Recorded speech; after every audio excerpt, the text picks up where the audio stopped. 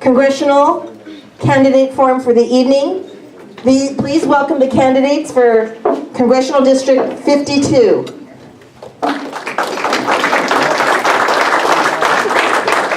So candidates, I know you have already received the rules of engagement. I'll just refresh you briefly. We have 2 minutes for opening statements each and 1 minute for answers. We will start alphabetically for the opening statement, and closing statements will start in reverse order. And with that, it is my great pleasure to introduce our first candidate, Jackie Atkinson. Thank you, Dee. Thank you for everyone coming tonight. It is an honor to speak before you and hopefully earn your support. Some of you know me. I am a LAPA member. I've been around. I'm a delegate in the Republican Party. A lot of you also know that I was a combat veteran. I served several tours in combat in the United States and Marine Corps by the time I reached captain. And I was honored to be one of the first female combat engineer officers in the Marine Corps. But I'm also a businesswoman. So a lot of you don't know about my business expertise. But I got out of active duty service about 10 years ago, and I got into a small business. And that small business specialized in mitigating the threats of improvised explosive devices, the IED, otherwise known as the roadside bomb. Because, and I know just like Juan Hidalgo, he saw this. We lost too many service members to this disgusting device. So I got out, we addressed this problem. I grew my company from 2 million to 75 million in less than 4 years. And I'm proud to say that I just returned $17 million to the taxpayer because of accountability and streamlining. So I have real world experience, not only in small business, large business, serving my country, but also streamlining Congress and streamlining acquisition through Congress responsibly. So I ask you for your support. I look forward to tonight. And if you have any questions, feel free to ask. Thank you. Mike Canada. Good evening, how are you? I'm Mike Canada. I've been a Coronado resident primarily for the last 28 years. 10 years as a bachelor while serving in the United States Navy, and 20 years, almost, as a family man, wife, and 3 children. I've also studied international law and taxation law at the University of San Diego, and I'm currently a professor in air transportation and unmanned aerial systems. With regards to foreign policy, we're at a real crossroads right now. We have Islamic terrorism knocking on our door. We don't have the means, the funds, or the will right now to fight. It's very readily apparent. The Obama administration is not backing us, and Congress is doing nothing on that point as well to engage. I too, like Jackie, served 4 combat tours as a drone pilot and a mission commander. I saw what happened out there. The rules of engagement did not benefit the fighting man. And it's a disgrace. A good friend of mine, on my last tour, somebody who was, we shared a bond together, was killed by a blue on green attack. We don't understand the problem, and we never will unless we get people in office who can take care of the problem. Tax is a mess. The tax code's too big, too onerous, nobody can understand it. I've studied tax law, I can get around the system. Education, immigration, they go together. Right now we're looking at H-1B visas to replace American workers because they can't find the proper people here who are educated. It just can't be done. And lastly, veterans, close to my heart.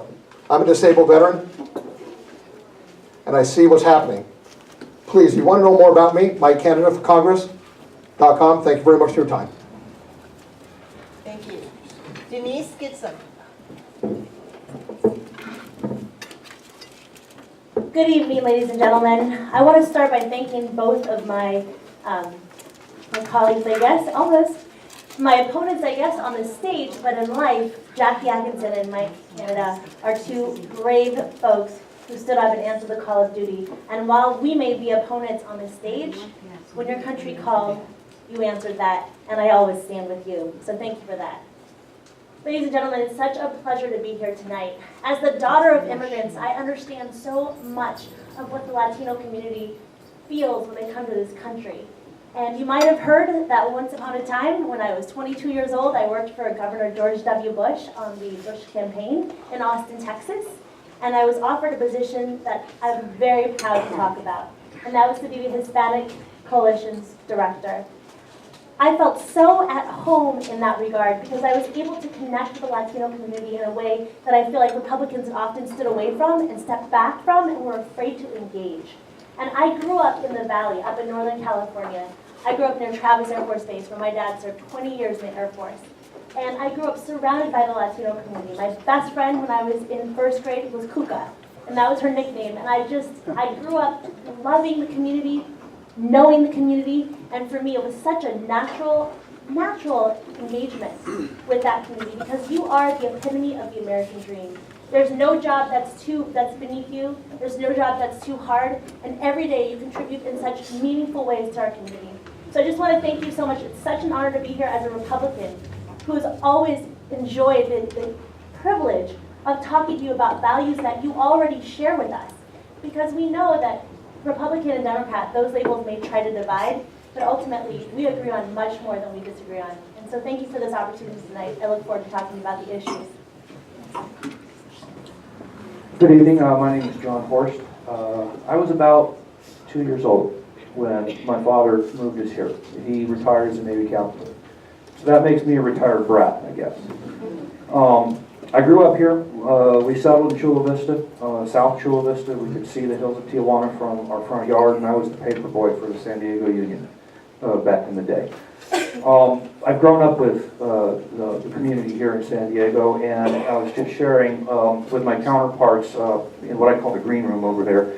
I was just sharing with them how when our family gets together, it looks like the United Nations. I mean, we've got Armenian, we've got Jordanian, we've got Mexican, we've got Chinese, we've got American from Germanic background. And I can tell you something. When I look in the mirror, I don't see a Germanic voter. I see an American voter. And I suspect that you all feel the same way, whether you come from a Latino background or any other background, which might be Chinese or any other ethnicity. You don't see that ethnicity when you look in the mirror. You see an American voter. One of the things that I'm really proud of in this district is that we are, give or take a point here and there, 1/3 Republican, 1/3 Democrat, 1/3 Independent. We are probably the most diverse ethnically in the entire country. We're one of the most diverse economically in the entire country in terms of congressional districts. In this district, you can't run to the base, you can't run far to the left and just talk with people who think like you. You can't run far to the right and just talk to people who think like you. You have to talk to everybody. I am the only candidate in this race, and I believe that I will demonstrate this tonight, that is going to be able to compete with Scott Peters for every single vote in this district. Thank you. We're going to start with Ms. Atkinson. What can be done so that young men and women that join the military today will not be the homeless vets of tomorrow? Thank you for that question, whoever posed it, because this is near and dear to my heart. And we've talked about these issues, and I've talked about it. One of my 3 platforms is veterans care.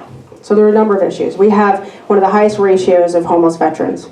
We also have the highest number of post-9/11 vets in San Diego. That's in the entire nation, the highest population. And a lot of our homeless vets, or a lot of the vets coming back and getting out of service, you don't see them quite on the streets yet. You know why? Because they're couch surfing with their friends still. It's a serious issue. So what I want to do when I get in office is we need to absolutely reform the VA. And I'll do that on day 1. I'll work in order to ensure that the bureaucracy and all the leaders in charge of the VA are held accountable for the disgraces that they've committed, and ensure that no veteran is on the waiting list more than 5 days. And if so, they should be able to seek health care anywhere, any doctor. So I'll start that in day 1. Thank you. Mr. Canada. I have a different perspective here. I'm a disabled vet, and I've had to take on the VA numerous times. And thankfully, every time I've taken them on, I've won. The VA has a system that beats you down. It's administratively ridiculous. People give up in despair because they don't have the help that they need. And that's why they're homeless. I hear a lot about homeless vets. I hear a lot about vets who are not getting care. The problem is, we're not rooting out the system. We're not taking care of the people and holding them accountable. There was an idea that floated today that treat all new employees at the VA like at-will employees, and I believe that's a good idea. That way you get rid of the people who are causing trouble, but moreover, we need to get to the top and get rid of the leadership that's failing our veterans every day. It pains me to see these people on the streets, not getting the medical care they need, and we should all be ashamed of it, because we all, as a community, need to do more about it. Thank you. Ms. Gitsham?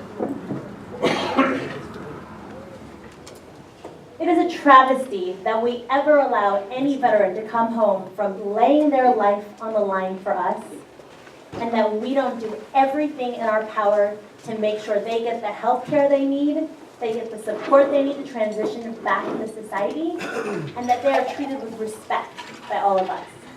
And so this is an interesting issue for me because in OIF 1, I was dating a guy who was a Special Forces Marine Corps officer, and when he came back, he had severe PTSD. And because of the culture of the Marine Corps at that time, and because of the healthcare, because we were just figuring it out in 2003, there was very little that we could do for him. But for his family support, he would have been one of those people who was homeless. So this is not something that's endemic to one sector of veterans or another. This is something we have to address system-wide, and it needs to become a priority because the veterans deserve our strongest and best care. Thank you. Mr. Horst? When you take a job in the federal government, you go on, and this is the case right now, no, it doesn't matter what department you work for, you go on probationary status for 1 year. And during that 1 year probationary status, you are an at-will employee. You send me to Congress, I'm going to write a bill, and I can tell you the bill probably won't be more than 2 or 3 pages. We are going to return every single employee in the Department of Veterans Affairs to probationary status for 1 year. Because that then allows the leadership to clear out the people who should not be in their employment. And that will allow those who are really doing well to really shine and thrive. We need to get rid of the dead weight so that the folks who really want to do a good job for our veterans are free to do that. Send me to Congress. It's just going to take 2 or 3 pages. We're going to put them all back on probationary status. And by the way, once we do that, that will be the big one of earthquakes in the federal bureaucracy, let me tell you. All the other departments are going to get religion really quick. I'm thinking of the immigration department in particular. I'll say more about that later. Mr. Horst, you'll lead off with this next question. What is your position on the Common Core curriculum? Kill it. Okay. Common Core, I've done a lot of reading and research on standardized testing. Let me also tell you something about what they're really driving at. Common Core is built by and for the testing industry. Okay? It was built by and for the testing industry. And the testing industry, they create these tests that they create this norm, and then they tell us where our kids are against that norm. I went with my son, who's now a high school senior, when he was in 3rd grade. We went to the public library and we asked to see the reading list. We were shocked. It was books that my son had read in 1st grade. So if they're comparing my son against a norm in 3rd grade that's more suitable for a 1st grader, well, to quote Hillary Clinton, at this point, what difference does it make? Common Core is an effort by the testing industry to hijack our educational establishment, and we've just got to put an end to it. These tests do not tell us anything about whether our kids are prepared for the future. Thank you. Ms. Gitsham? The real issue that we're talking about in this election is not specific to any one government program or another. Common Core is just one way of saying this is federal intervention in an issue that should be a local and state matter. And it doesn't matter what you interchange that with, whether it's Common Core or any other federal program that's being jammed down the throats of parents and communities to decide what's best for their students and their children. There are folks that I've talked to. I've visited with an elementary school, Adobe Bluffs in Poway, and the principal there said, what do you think about Common Core? Do you like it? He said, yeah, we actually kind of like it. And I said, really, you're the first person I've ever met who said that, but you're entitled to your opinion.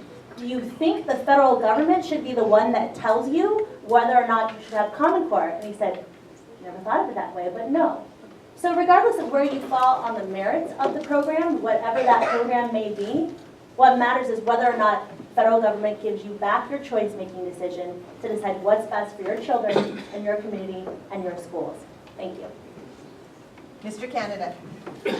A subject near and dear to my heart. I have 3 school-age children. Common Core, again, as Mr. Horst said, is an attempt for the testing industry to hijack the educational system, but it's doing more than that. It's dumbing down the system. My goodness, I mean, I go into a classroom now, and I see teachers who aren't allowed to use their craft to teach a child, and they're keeping them to a standardized test. That's, as I've said before, that's asinine, absolutely asinine. And on top of that, I'm a college professor, and I see the product that I'm getting from the high schools. It's ridiculous. Common Core is nothing more than a way for the federal government, and by the way, the federal government is not allowed to mandate an educational standard. It's a way to bully people in and blackmail people in through a funding mechanism to dumb down our kids. This is absolutely ridiculous. I would make sure that we put legislation through that would disallow this and get our educational system back on track. Thank you. Ms. Atkinson. Thank you. Well, I'm going to keep it short and simple. Like I said, I was a United States Marine. I would absolutely get rid of Common Core. You're going to hear this tonight based on many questions. I'm a true Republican that believes in limited government. So we need to get rid of Common Core and get the federal government out of our schools. Thank you.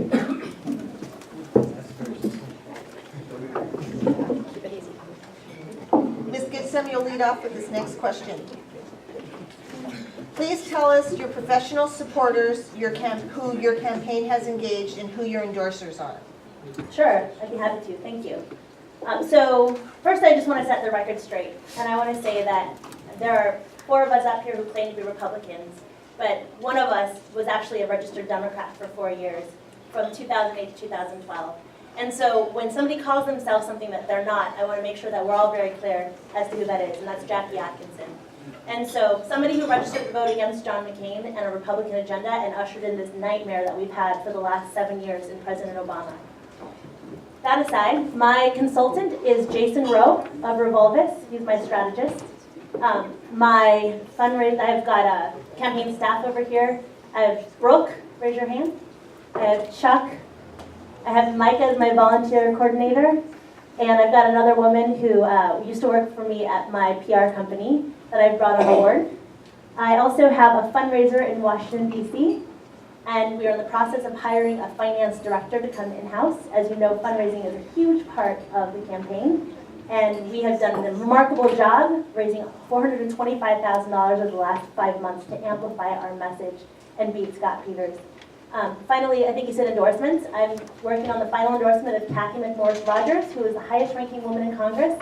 I have Chris Kate, Mark Kersey, Scott Sherman, the 2 past regional chamber CEOs, and I'm proud to have their support both locally here and also in Washington, D.C.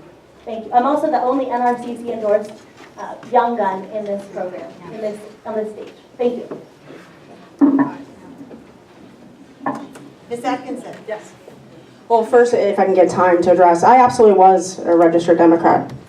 I think there's a lot of people in here that are registered Democrats. But you know what? I believe in integrity. I was a United States Marine Corps officer, and I will stand up here and I will tell you, I absolutely voted for John McCain. I stood by John McCain, and I supported his campaign and voted for him. But I'm not ashamed that I used to be a registered Democrat. But Denise just registered as a Republican last year. So if you're going to send out lies, she was not registered as a Republican last year. I am endorsed by Pete Wilson. I have the support of Carl DeMaio and many local leaders. 100% of my funding has been right here. And I have not pandered to special interest groups. I have not acted as a DC insider like a DC lobbyist. I have walked doors, thousands of doors in the last year. And I have the support of veterans and people like you, Democrats, Republicans, and declined estates. Thank you. Can I respond? No, because she responded to yours. Mr. Canada. I'm really new at this process, as you probably guessed. You haven't heard about me before tonight. So, my endorsement, I have to say, is my wife. First and foremost, Caroline. She has had the faith and the gumption, and let me tell you something. I mean, she keeps me in line too. My last debate was like, wow, that was my introduction into politics. But let me tell you, I've got Bob Schumann back here, who, God bless him, has really worked his behind off to get me here. And my endorsement are the hundreds of people have said, Mike, you should run for Congress. The people I've helped out, filling out their taxes, serving in combat zones with, working with. We can't shut you up, Mike. Why don't you run for Congress? So that's what I'm doing here tonight. I'm asking you for your vote. I'm asking you for your endorsement. I know I'm new in the game, but I'm here to stay. Thank you very much. Mr. Horst. I commissioned the poll. It was at my dinner table and I won. And that was the only poll I needed. I was actually talking to my wife about spending some money on a poll, polling for name recognition and things like that. And so I talked to my boys and my wife, and my boys were like, do we have to come to campaign events? I'm like, no. Like, oh, okay, we're good. And so my wife, she went to work. That was a Sunday night at the dinner table. She went to work Monday. She came back home. She looked at me and she said, John, I'm really excited for you. There was a notion for me up until that point. That point was when it was like, okay, I'm in. I've got my wife, I've got my kids. And so that was the only poll that I really needed. Very quickly on endorsements. I have very purposely not sought out the endorsement of our mayor or our city council. The reason why is because I just resigned as chair of Mira Mesa Community Planning Group. And you've probably been listening to some of the stories about development and controversy about development. We've got this massive development in Mira Mesa. And I have told every single member of the city council that they need to look very hard and carefully at how they work with our communities. And so I'm not going to compromise my position by asking for their endorsement. The next question will lead off with Mr. Canada. Every day, 22 veterans kill themselves. What specific reforms will you do to help our veterans? Thanks for that question, actually. Having been in combat, just as Jackie has, I see the toll of PTSD. I mean, my wife even said to me after I've been out on the, get out there, I mean, how do you cope with it? What do you do? I mean, what, it can be times where you have constant terror. Rockets coming in, mortars, people IDF firing at you. Now bring all that home, and people are suffering. People who have PTSD should be taken more seriously, and they should be at the head of the line when it comes to VA care. 27 veterans took their lives. That's despicable. That's absolutely despicable. 22 a day. They need to be at the head of the line, get the medical care they need. Now, how do you do that? I don't know. Because I tell you what, it's more complex issue than saying you should do this, get to point A to point B. We need legislation, we need well thought out legislation to put them at the front of the line so we get them help. Whether it's medical marijuana to help them ease their pain, or any other thing that comes down with those tragic, horrible scars of battle. Thank you. Ms. Gitsham. I would start by ensuring that when people call for help to the VA, someone answers the phone. As you all know, a lot of that has been going unchecked, and people are calling in. Veterans who've served honorably and protected our country are coming home to silence on the other end of the line, left voicemails that have been unanswered, and that is unacceptable. We need to change the system at the VA from the top to the bottom. Even the Secretary of the Veterans Affairs Administration is wrong in the information that he provides to Congress. He is unaware that there are in fact 22 to 71 days of waiting time for veterans to get the help they need, and he's been saying that it's 3 to 5 days. So this is a system-wide problem that requires accountability, much greater congressional oversight. And we need to be certain that we ourselves are not taking care of just the veterans who are our top priority, but also the families that are impacted by the sickness and the mental issues that come with those who've been affected by PTSD. Thank you. Mr. Horst? From the very outset of my campaign, which started in December, I have been advocating for a rescheduling of marijuana from DEA Schedule 1 to Schedule 2. I'm advocating for a 5-year renewable reschedule, which means Congress will have to revisit that 5 years from now. That is the single best thing that we can do for our veterans who are struggling with PTSD. They call it Operation Overmed, where they are being completely bombarded with every possible kind of medication. They're on some really nasty stuff and it's not working. You mentioned the stat, 22 a day commit suicide. We look at the veterans who are making moderate use of medical marijuana, and the suicide rate is all but zero.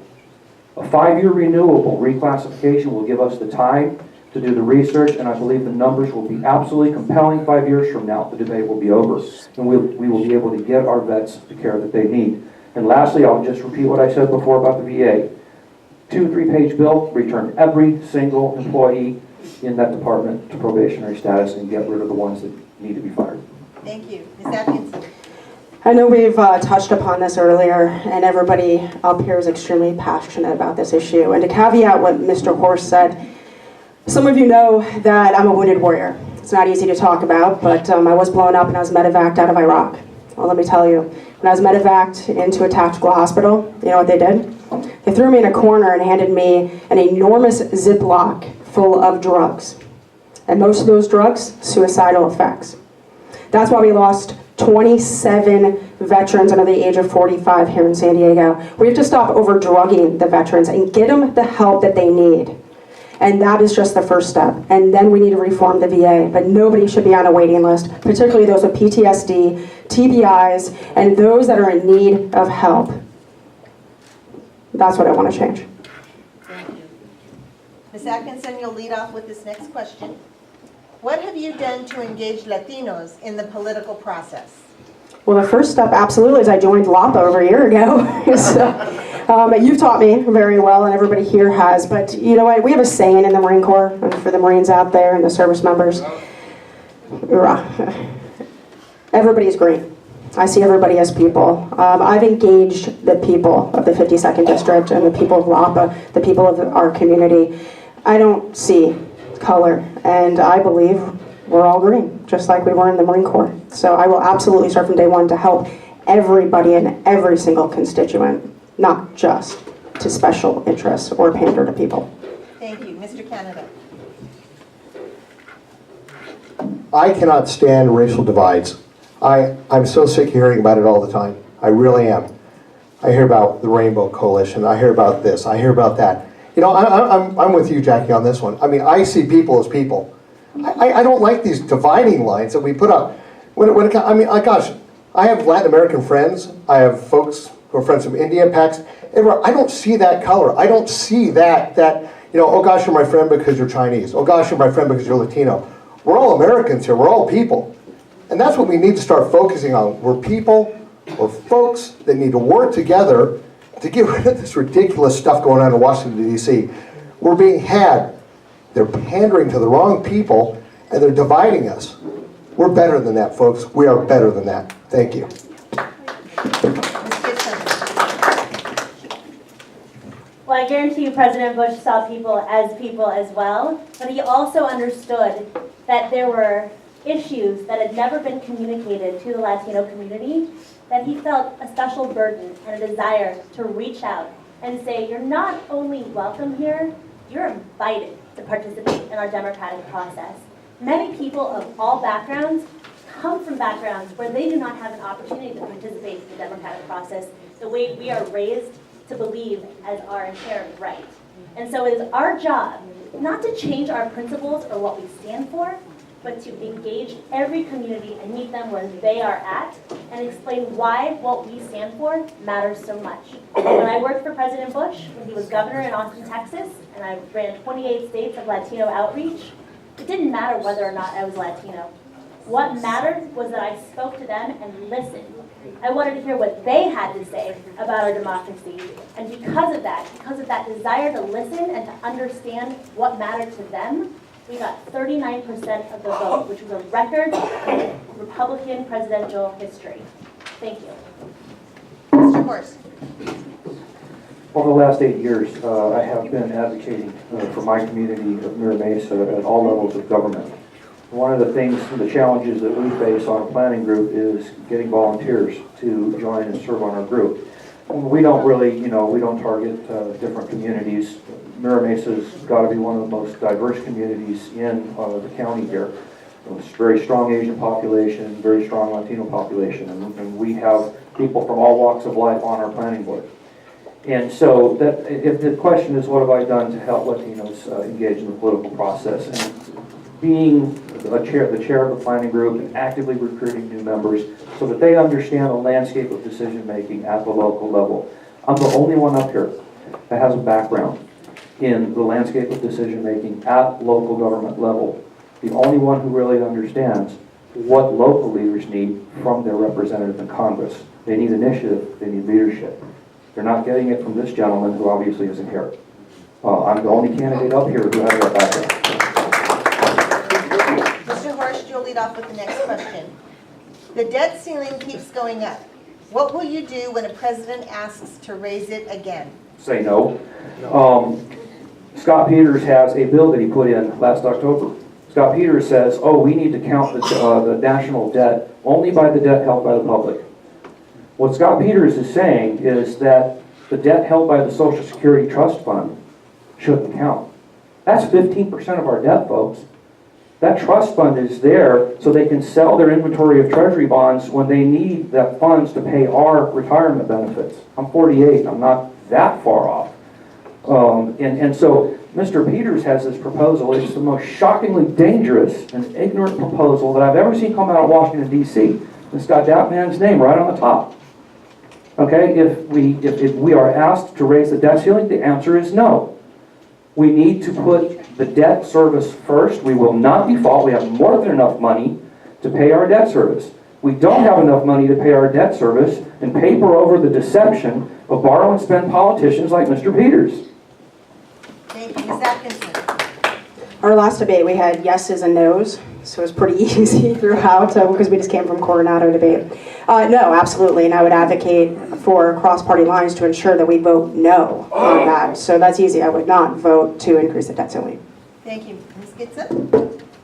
Jumping all around, I Dee. So every one of us in this room has a job to do in our personal businesses, in our houses, in our personal checkbooks. Every one of us has to balance our budgets every single day. But for some reason, both Democrats and Republicans who are equally complicit in this, because they've been in charge as well, have not been responsible stewards of our money. So if all of us can do it in this room, why is it that we do not expect Washington, D.C. to do the same? And so I've already gone on the record with the chairman of the House Conservatives Fund in Washington, D.C. He asked me that was his first question. Would you vote to raise the debt ceiling? And I said, absolutely not. I'm not there to make friends. I'm not going to Washington, D.C. to make friends. I'm not there to be bought and sold by Washington. I'm there to represent you, the taxpayers of San Diego. Thanks. Mr. Candidate. Boy, let me tell you about the debt ceiling. My dear wife is a bank manager in our house, and we definitely have a debt ceiling. I can't get away with spending anything that I'm not supposed to spend. I get questioned and interrogated about the ATM bills. Now, let's put that in perspective. That's how we should be running our government, right?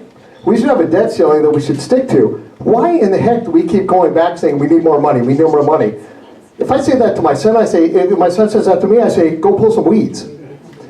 Put some money in your pocket. But seriously, the debt ceiling is one of the things that keeps coming up and coming up and coming up. And what really disturbs me about it is the fact that we keep talking about it. We keep saying, let's spend more money. Oh no, well, we'll put a ceiling on it. Well, wait a minute. Do you realize that the debt ceiling also affects our credit rating in the government? It affects more than just how much money we're spending. So, you know, I'm for the Canada debt ceiling program. You don't spend any more than you can. Thank you very much. Next question, and we are going to start this one off with Ms. Gitsham. How do you plan to compete with Congressman Peters? Oh, what a great question. Well, again, I'm certain that there are Democrats and Republicans in this room, and you should know that this is not about party lines or party affiliation. This election is about the future of our country. And Scott Peters, his beliefs fall right in line with someone who I fundamentally disagree with, and that's President Obama and Nancy Pelosi.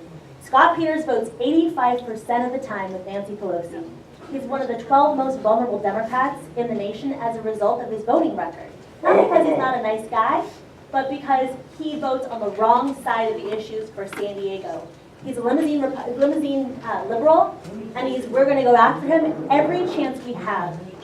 To amplify our message, you have to have money in order to get your conservative message out. We have raised $425,000 in the last 5 months to help me get our message out so that we can have a level playing field with Scott Peters, which is absolutely essential to making sure that voters know exactly what they're voting for when it comes time in November. Thank you. Mr. Horst. Folks, this year money's not going to do it. This year is not going to be a kind year for people who are coming to this race from, I'll just say it, the Karl Rove Super PAC establishment wing of the party. It's not going to be a good year for that. And in our district, 1/3 Democrat, 1/3 Republican, 1/3 Independent, give or take a point or two, that's too small of a slice of the electorate to be able to credibly go compete with Scott Peters. And it really doesn't make any difference how much money you have. We need a candidate who is going to be able to debate Mr. Peters on all of the major fiscal and monetary issues. We need a candidate who understands how the bond market works and how the bond market values things like the Social Security Trust Fund. I'm that candidate. We need a candidate who is going to be able to debate Scott Peters on the local issues and why we're not getting the initiative and leadership that we need in Congress. I'm that candidate. We need a candidate who is not going to be trying to swing the election with one block or this block or that block. We need a candidate who can compete with Mr. Peters for every vote. I'm that candidate. Mr. Canada.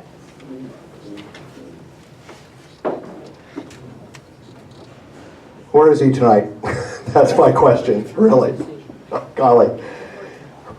I have a background in tax law. I know how the fiscal system works, and I know how broken the tax system is, all right? If we got a guy that surfs on that system, Scott Peters, he doesn't care. He endorses bills that spend more money and push the average American down, the middle class. Secondly, he's not a former member of the military, a veteran.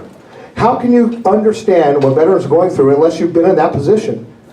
He's been a guy that's been in politics all of his life. Somebody said to me he was a great city councilman, but he's not doing much as a congressman. We need to erase that. 52nd District needs somebody who's going to get in there and is going to fight. But he's got experience, and gosh, I'm not a limousine Democrat. I don't have under $20 million or whatever he has in the bank.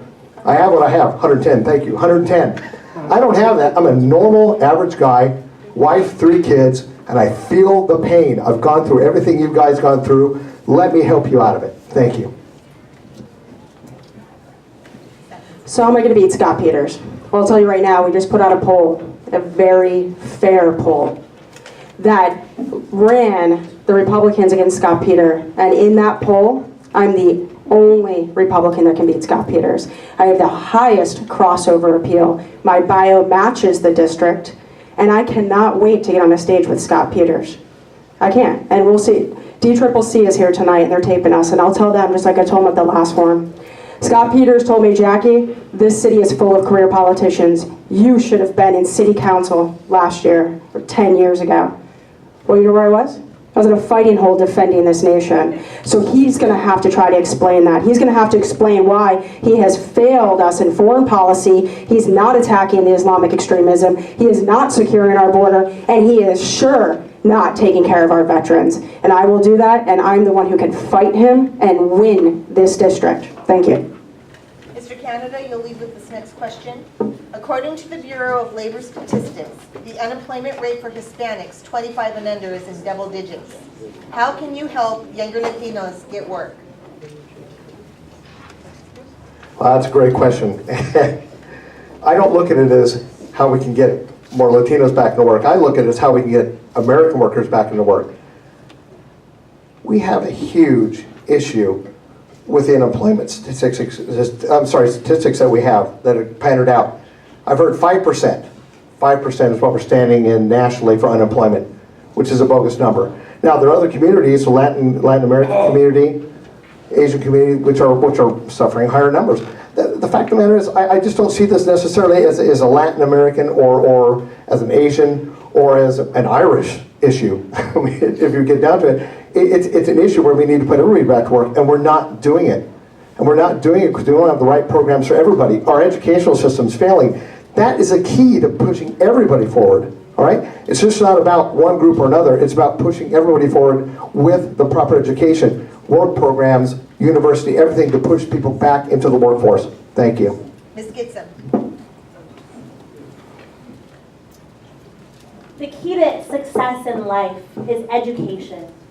We must start at the most basic fundamental part of a child's development and ensure they have equal access to education that isn't run by the teachers' unions that are unaccountable, that actually enables them to succeed and be trained for the jobs of tomorrow.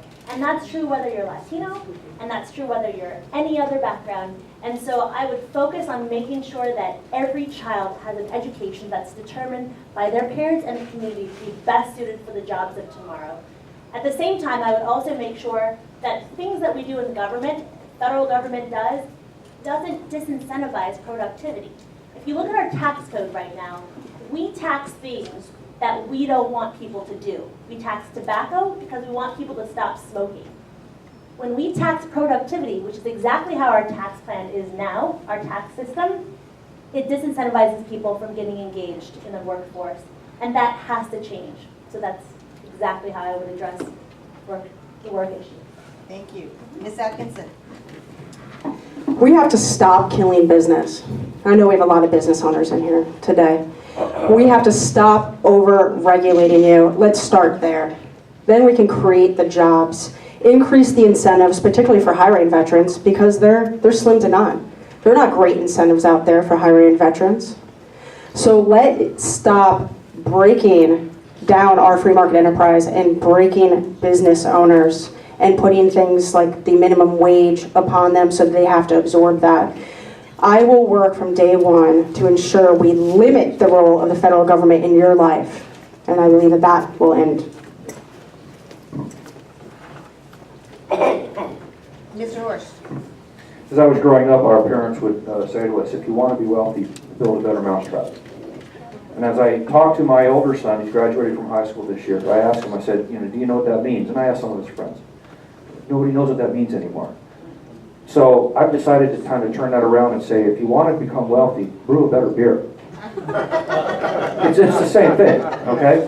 Now, what's happening, and this is the reason why there's two reasons why Latino young people have a higher level of unemployment. The first is because of this money laundering game that we've got going on between Washington and Wall Street.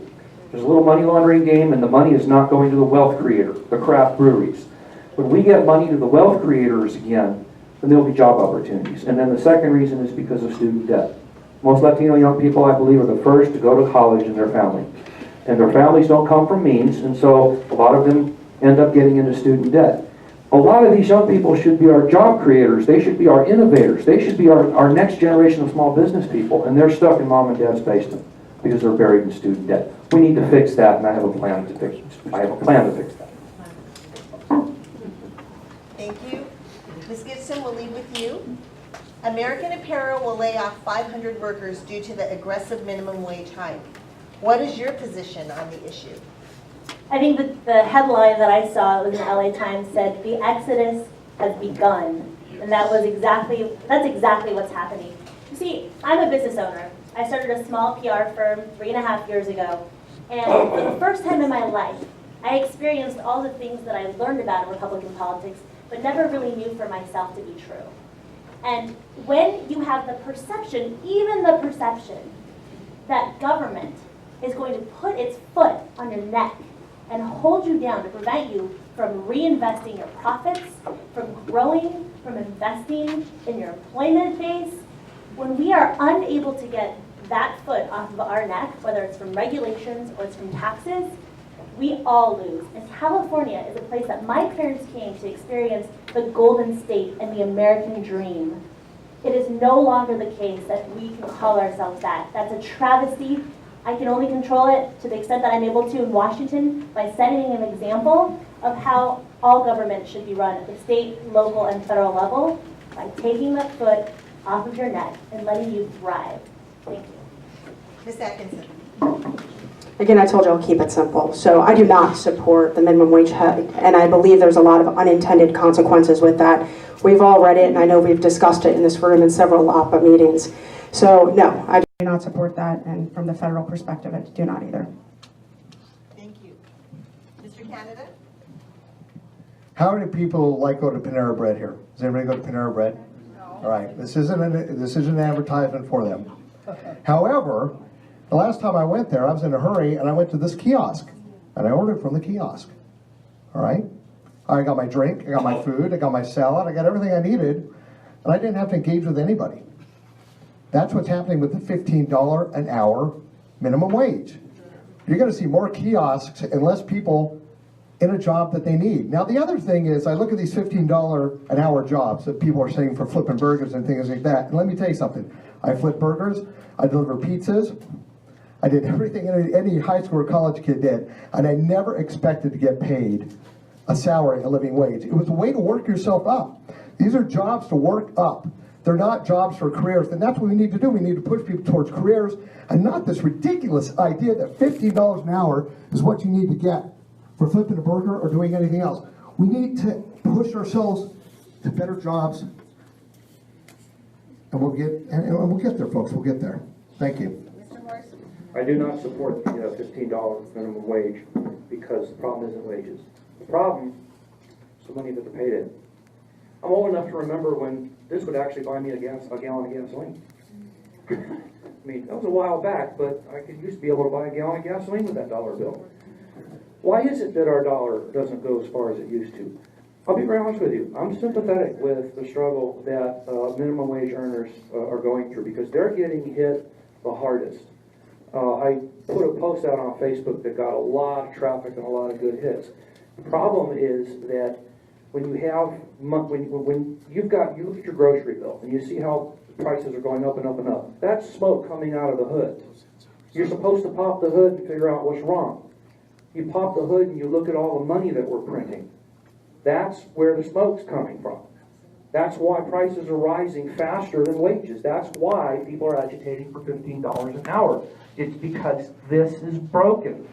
I'm the only candidate up here that understands this and can debate Mr. Peters about it. Ms. Atkinson, you'll lead off with this question. A recent audit showed the military overspent $7 billion on unused equipment in Afghanistan.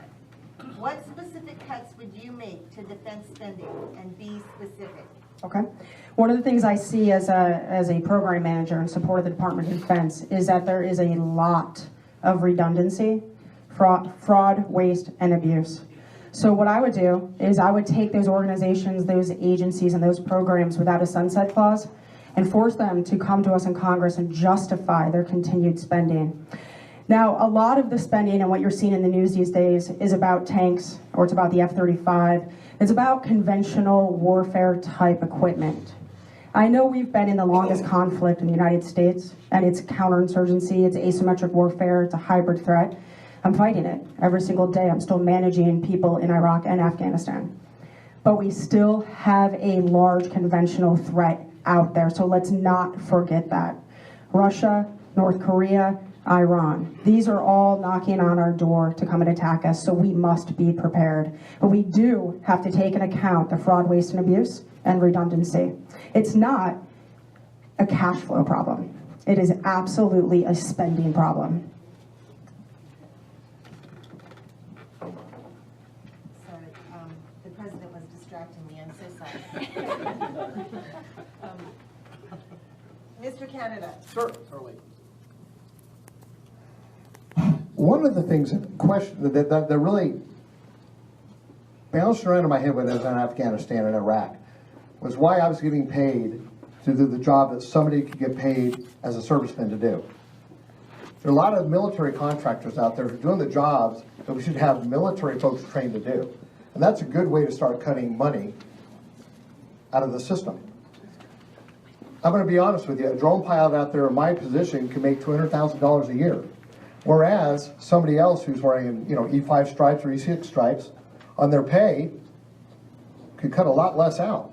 I mean, I don't understand why we have this defense system now that relies heavily on contracting, and it's wasteful, fraudulent spending as far as I'm concerned.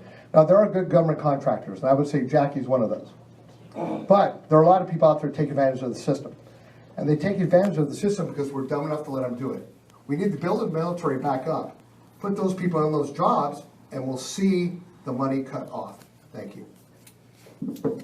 Gitsham? I think I would start by making sure that the liberal agenda that President Obama is trying to impress on our military and the money that's being spent with all sorts of very obvious agenda items, like sensitivity trainings for things that have never been technically part of our military training, would be cut first. They're eating away at the very fabric of our military and what we stand for. So I'd start there, but that's really, really minimal. There are programs like the F-35 programs that feel like they're too big to fail, and there's no accountability in them. And so while one would never advocate stopping a program that has gone for so long and we've had so much invested in, there has to be much more accountability, because even the Pentagon, as much as we revere our military, they're human beings. And absolute power loves to grow and grow and grow. So when it's unchecked and we're not careful that we're spending money where it should be spent, which is in operations and maintenance. There was just an article last week that talked about how only a third of our Marine Corps aircraft actually fly their aircraft that are able to fly. That's a real problem. We need to take a close look at where we are not funding things that absolutely must be funded for America to remain the greatest force for good and strength in the world. Mike mentioned about contractors gaming the system. I'll give you a very specific example. I'm a cybersecurity software engineer.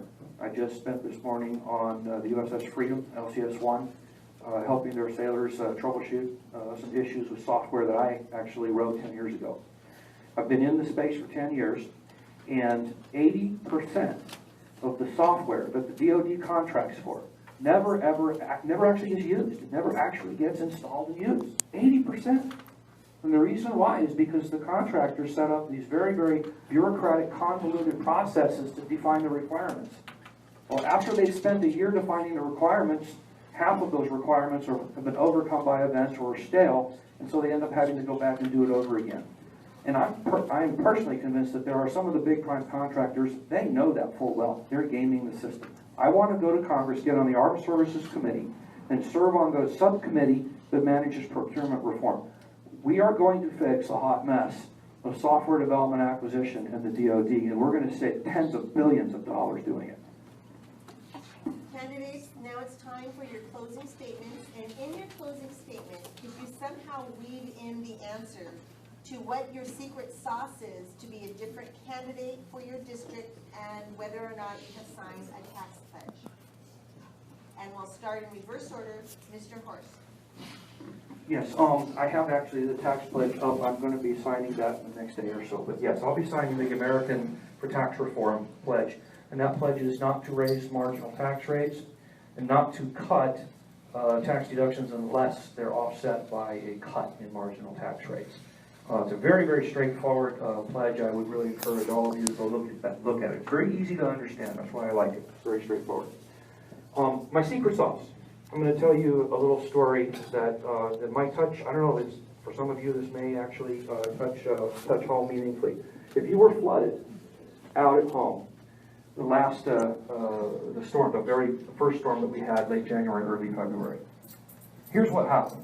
The reason why we had so many people flooded out of their homes is because in order for the city of San Diego to clear their storm drains, they had to get a permit from the Army Corps of Engineers. And then they had to measure the area of the storm drainage channel. They had to buy 4 times that amount of land to mitigate the loss of quote-unquote habitat. We're talking about storm drain channels. I sat and listened to Mark Hersey at the Scripps Ranch Planning Group basically reduced to making excuses to his constituents for why they couldn't clear the storm drains. Very same meeting, Scott Peters' staff's going on and on and on about how Scott Peters helped pass the spending bill. It was a must-pass piece of legislation in December. How nice would it have been for initiative and leadership to have a 2- or 3-page rider exempting the city of San Diego from those permit requirements to clean their storm drains so that we don't get flooded out. I'm the only one up here that understands what happens at local levels when we don't get initiative and leadership in Congress. I want to go to Congress and I want to provide that kind of that kind of initiative and leadership so that the leaders of our local communities down the line can actually solve the problems that they're trying to solve. Ms. Gitsham. So I'll start with the ATR pledge. I signed that a few months ago, and I was actually privileged to meet with Grover Northwest, who is the head of Americans for Tax Reform, and speak in front of their Wednesday morning meeting in Washington, D.C., where all the individuals and all the leaders that are obsessed with this notion of ensuring that our tax code is fair and that we do not impose any further taxes on you and me, the taxpayer, are all gathered together. And I had a chance to talk about my candidacy there. It was a remarkable time to be amongst like-minded people. So I have signed that. That is my pledge.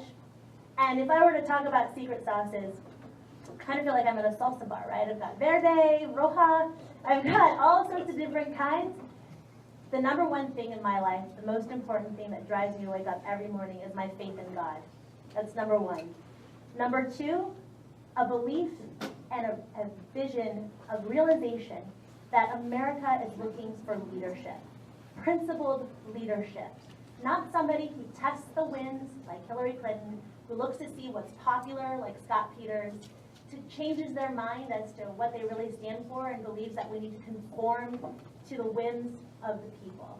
What you are choosing right now is somebody who stands before you and tells you exactly what she stands for, and then you get to decide whether that's the kind of leadership you want. That sort of honesty is exactly what's been lacking in Washington, D.C. It's why you're seeing the support for Donald Trump and Bernie Sanders, because they are looking for honesty. So I pledge to you that I will always, always put your interests, my interests, our district's interests first. I will never sell out to whatever the agenda Washington's pushing of the day, and I will always be true to God. Thank you. Mr. Canada. I'd like to start by saying thank you, Mr. Peters, for, oh, wait a minute, okay, never mind. I'm sorry. It bugs me a little bit because I was really looking forward to hearing what he had to say tonight. However, taxpayer pledge, love to sign it, haven't heard about it before. Let me tell you a little something about tax. We can get tax relief right now for folks. We went to IRC 61 and we started getting rid of things like taxing alimony. Get rid of the forgiveness of debt, because you get taxed on that stuff. There are things within the tax code right now we can eliminate right off the bat before we start talking about any kind of tax reform on the larger level when it comes to flat taxes and things like that. We have 160 million eligible workers in this country, and the average salary is about $48,000. If we did the 17.5% tax, flat tax, we could garner about $1.3 trillion. That's close to what we're getting now, but we're being overtaxed right now because of Obamacare and all these other things that I wish I had more time to go into. However, getting into the secret sauce, I don't have a secret sauce. I just have the notion in my mind that I can beat Scott Peters. That I know the issues, I know defense, I know tax, I know immigration. I'm a father with 3 school-age children, and Common Core is driving me nuts. I would like the opportunity to stand on the stage and debate Mr. Peters and say, why did you do this? Why did you do the Iran deal? My gosh. And they're violating that deal right now by building ballistic missiles, something we told them not to do, and we're still giving them the money and giving the forgiveness of the trade embargoes we had on them. Come on, folks. I'm disappointed it's not here, but I'm very happy that you have me here tonight to give my views on these issues, and I'm very happy to have been up here with these fine people to debate these issues. But going into the election, I feel that I'm the only candidate that can stand up to Peters. I have the knowledge, the background, the education to win, and to set ourselves on the right course. Thank you. Second. Yes, I signed a tax pledge, absolutely. And I also wish Scott Peters was here tonight, because I know he does not want to take on the first female Marine to ever run for Congress. He doesn't want to take on a female Marine, combat veteran, wounded warrior, and successful businesswoman who still has experience going into the Middle East. I still go back to Iraq and I take on ISIS. I'm a strategic advisor to the defeat of Islamic extremism. I believe that the world is at its safest when America's at its strongest. And I also believe that we need somebody who's going to go to Washington, who's not a Washington insider, and ensure that we have a strong, principled foreign policy that keeps us on the offense of these threats. We also have to talk about securing our border so we can talk immigration reform. Nobody's getting that done. We have to secure our border. And 3, as a wounded warrior, I understand the care we need to give our veterans. I'm passionate about it, and I will get things done. And for people who know me, and for the people who know me in this audience, you know I can do that. And I thank you for your support. I thank you for your time tonight. And if you have any questions, I will be sticking around. Thank you.